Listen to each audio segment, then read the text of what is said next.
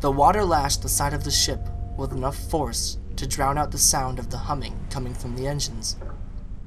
The captain, a brave man named Clint Bloom, had earlier ordered a turnaround amidst the sudden change in the weather. If the waves got much higher or more deadly, the ship and all of those on board would be swallowed by the vicious tides. Eventually, Clint steadied the ship just long enough to divert it away from the oncoming storm overhead.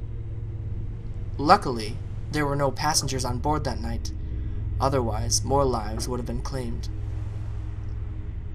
The 7 crew members set about on a new course, and a few hours later, had managed to ride the tide to relative safety.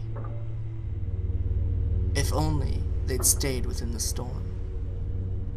It came from beneath the waves like a torpedo, its gigantic fins flapping in downward arcs like twin axes. It traveled from the very farthest depths of the ocean, out of the blackest beyond, and towards the underside of the large approaching ship. Though the creature moved with a speed unlike anything on Earth, its sound was very silent as it whisked its way upwards, twisting its thick, spiky tail as it burrowed upwards through the calming waves. "What the hell was that?" Clint asked when a loud, hollow thud rocked the ship. "No idea, Captain," one of the crew members replied. "Maybe some resistant tide." "Maybe," Clint said. "Keep an eye out." "Yes, Captain." The creature opens its mouth to reveal long, serrated talons of teeth, rows and rows of them. Under the water, they glistened like tiny fish.